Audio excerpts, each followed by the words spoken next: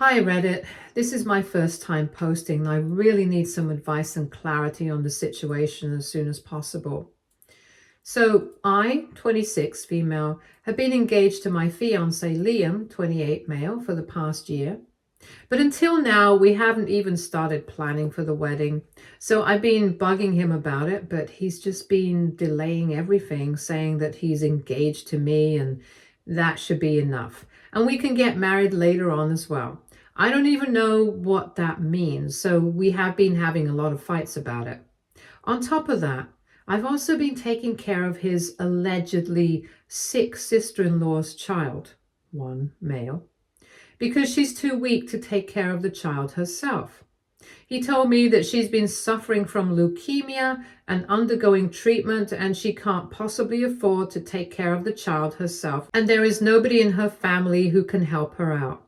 His own parents are also too busy to help out, so apparently his sister-in-law asked him and he agreed. But I've been doing most of the heavy work and I've also been paying for everything by myself because I really feel bad for the child. Liam's older brother passed away a year and a half ago, and that nicely fit in with the story as well. So I thought that I was doing a nice thing for this poor child. But apparently, that's not what the truth is at all. And I found out about it in the weirdest way possible. Through an anonymous phone call that I received a couple of days ago. Whoever it was, they were very careful to cover their tracks because the call was made from a burner phone and they even used one of those voice modulation apps so I wouldn't be able to figure out what their actual voice was like. So I genuinely have no clue who it was, but the information that they provided me with was pretty real. As soon as they had confirmed that it was me, they told me that the child that I have been taking care of so far is not Liam's sister-in-law's child, as he told me, and it was actually his child with his 21-year-old girlfriend who's still in college, and they plan on using me as a free babysitter until she graduates.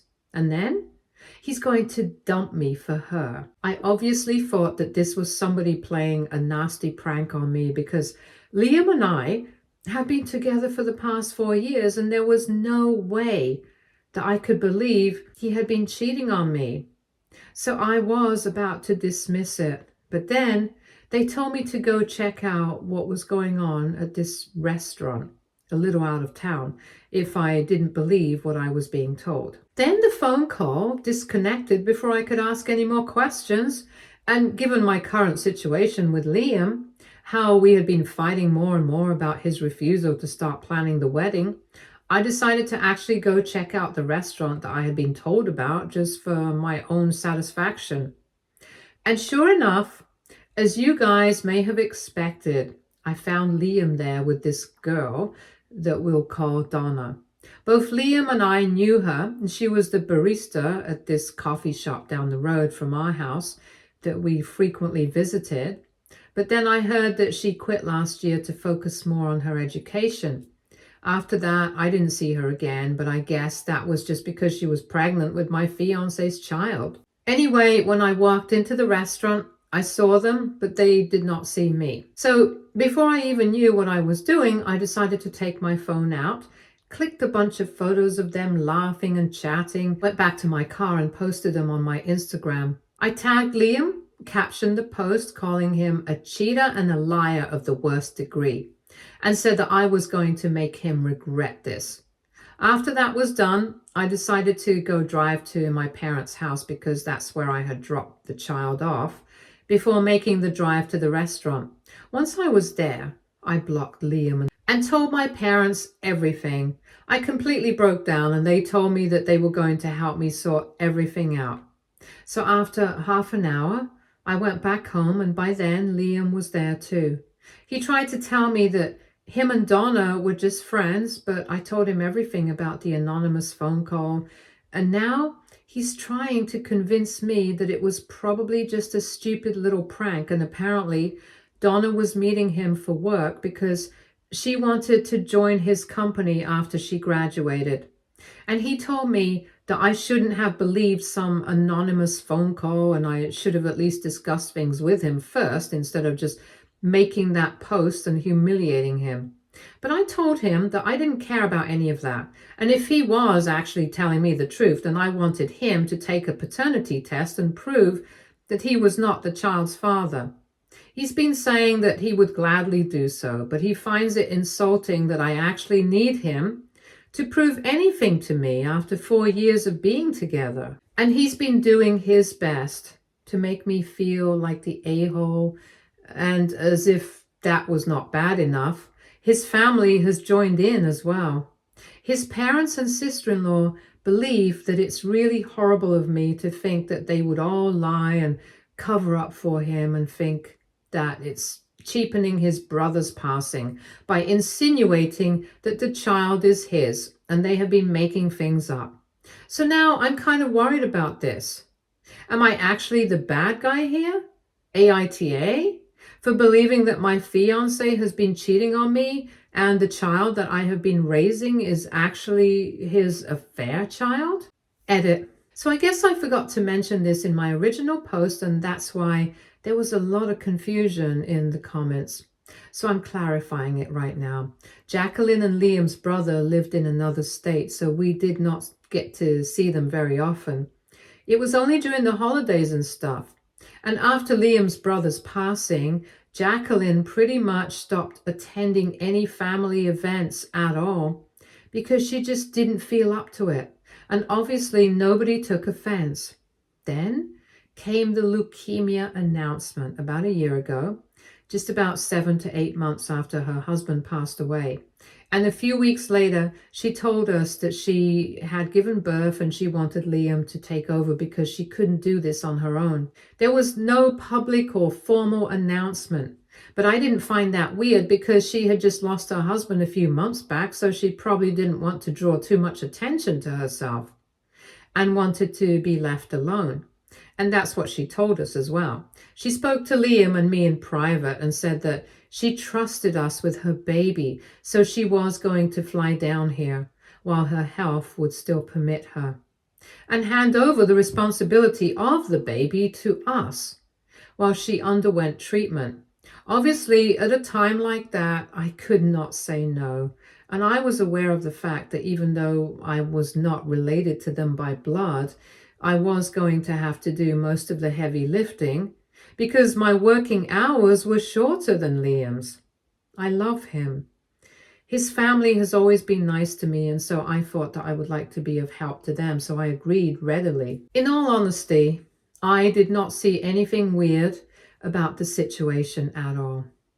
Everything checked out. Her husband had passed away while she was just a couple of weeks into the pregnancy, and so she decided not to answer anyone and went through it all by herself with the help of just her parents and a few friends, because she did not want too many people fussing over her.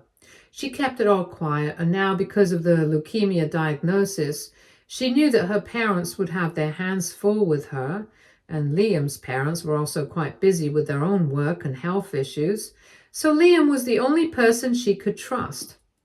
I did not say anything odd about the story at all, and it really never occurred to me that they might have been making this whole thing up to cover something else, because that would be ridiculous. Now, though, I'm not so sure about that. Update 1.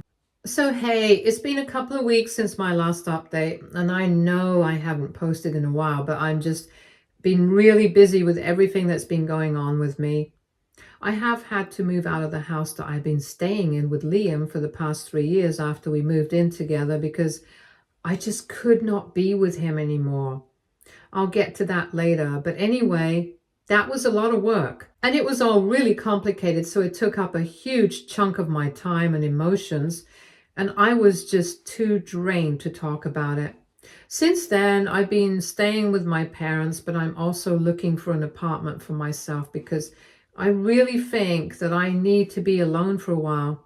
As you guys may have guessed by the tone of my post, everything that I had heard from that anonymous phone call was true.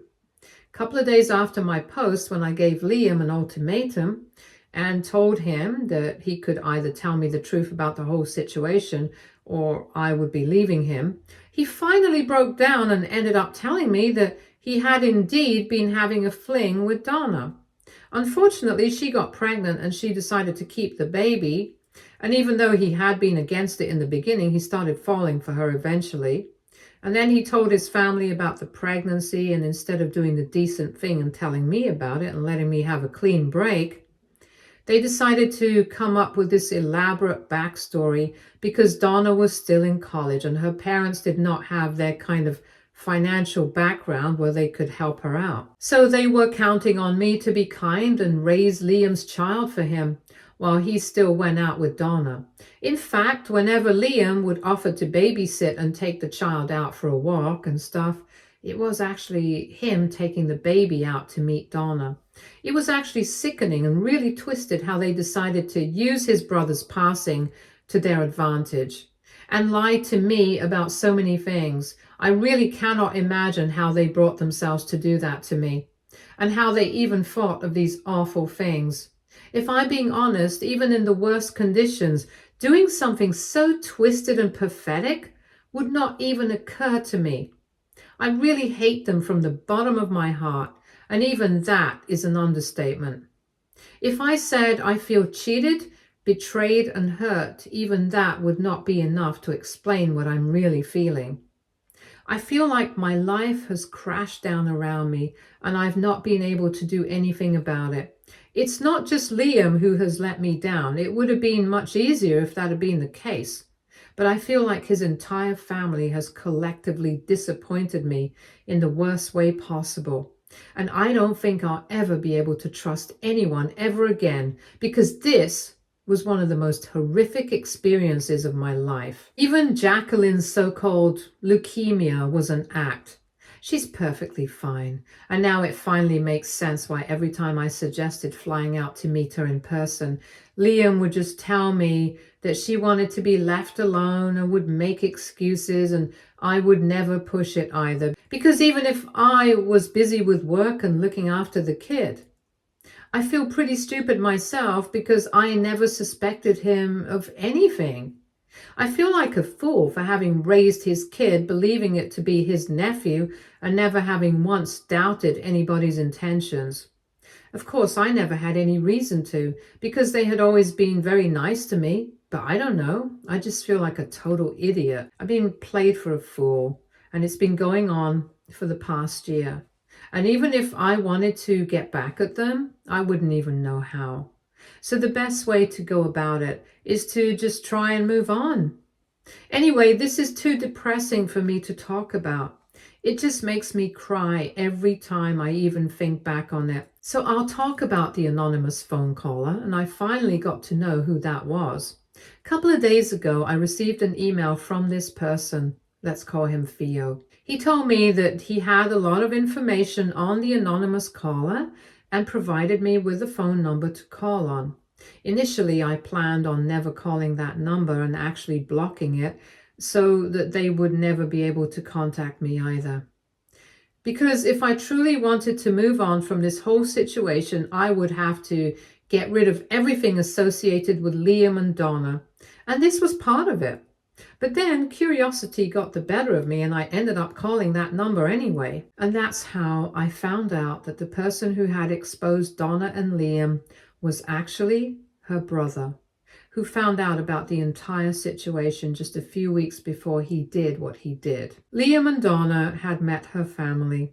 She had introduced him to them because of the pregnancy, and to them, he was just her boyfriend who was going to marry her after she graduated, and then they would raise their baby together. They had no idea about me or any of their other secrets, so Theo had been pretty cool about it. But then, one day, he walked in on Donna crying in her room while she was visiting home.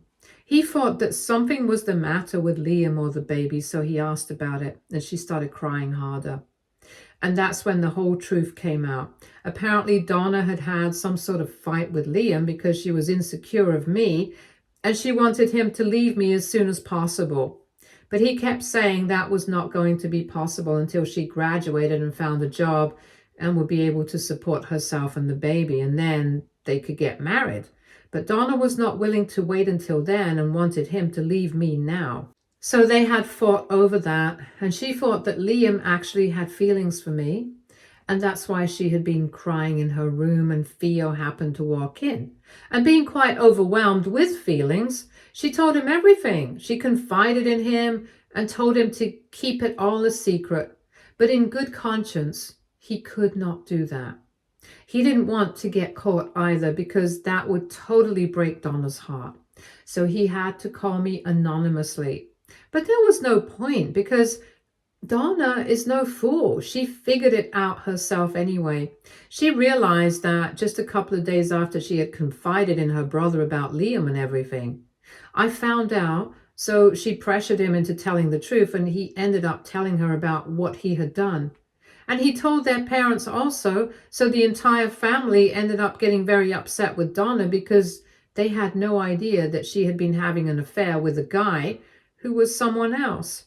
She was basically a home wrecker, and her family did not approve of that. So I guess they were decent people. She's the only black sheep. Anyway, she told me all of this, and he told me that he was really sorry that it happened to me. But he and his parents wanted to apologize to me on Donna's behalf. Obviously, I told him that he did not have to do that, because it was not his fault. Him and his parents had absolutely no idea what was going on. So I don't blame them at all. And I'm actually thankful to him, because he told me the truth and saved me from investing more in this relationship. So that's how I found out. And I was actually glad that there are still some decent people in this world. And not everyone is like Liam and Donna, because on one hand, you have Liam's family, who made up so many lies, and disgusting ones at that, just to cover up for him. And then you have Donna's family, who actually did the decent thing and told me about it. Anyway, all that is said and done now, and all I can do is try and move on. It's difficult, because I don't just have to move on from Liam. I also have to stop thinking about his child, because I practically raised the kid for a year, and naturally I developed an attachment to him. So I do miss him, and I hope that he's being taken care of. But of course, I can't go back and do anything about it. All of this is just really sad. And at times, I really do keep thinking about why it had to happen to me of all people. But I guess there's no answer to that. So I'm just trying to accept things as they are, deal with it, and just move on. Update 2. Hi, so it's been a month since I broke up with Liam, and last evening his sister-in-law decided to call me from a different number and try to apologize to me. Obviously, I hung up as soon as I realized that it was her, but then I really got curious, because I wanted to know what she had to say to me. So I waited for a couple of seconds, and then she called me again. I picked up and told her that I really wasn't interested in speaking to her, and that she should stop trying to contact me. But that was just a formality. I actually wanted to know what she had to say, but I wanted to set the tone of the conversation as well. Anyway, she went on to tell me that she was really sorry about everything that she had lied about, and recently she had been thinking about me and realized that if this had ever happened to her, then she would be livid. She'd been trying to put herself in my shoes and ended up becoming very unhappy at the thought of being treated like how I had been. So she felt like she needed to apologize to me for her part in all of this. I thought that she was being funny with me or something, but then she told me that she was actually really sorry, and that she had cut off everybody in the family thinking of me. So I told her that that was not enough, because it was not going to bring back the time that I had wasted.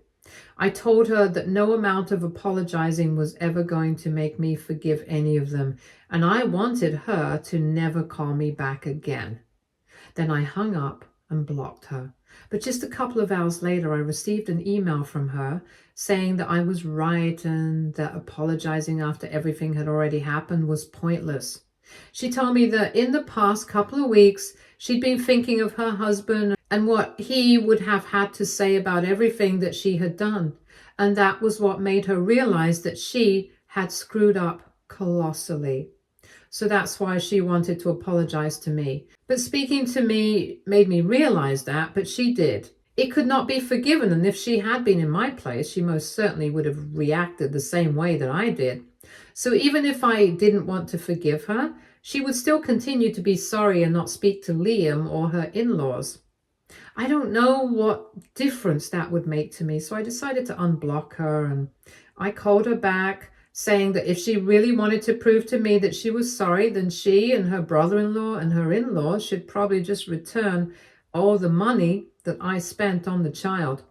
If she can get them to do that, then maybe I'll think about forgiving her, and that will make her husband very happy too. It was obviously meant to be sarcastic and hurtful, but she told me that she was going to try her best. So who knows? Maybe something materialistic will actually come out of this, and I won't walk away completely empty-handed after all.